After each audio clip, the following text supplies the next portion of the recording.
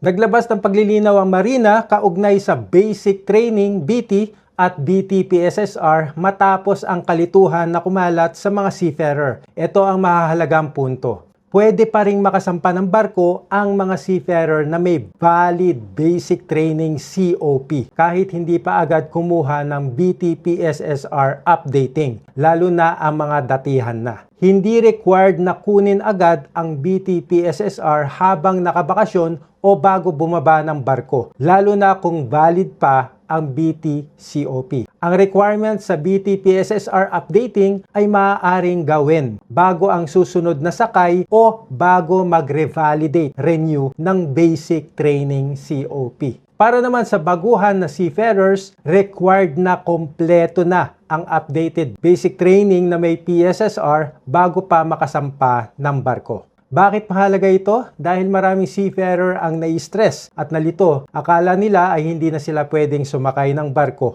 Nilinaw ng Marina na hindi totoo ito basta valid ang BT-COP. Payo ko bilang kapwa marino, i-check lagi kung valid pa ang basic training COP nyo. Makinig lamang sa official advisory ng Marina, bisitahin ang kanilang official Facebook page. Kung may duda, magtanong mismo sa Marina o accredited training centers. Maraming salamat po.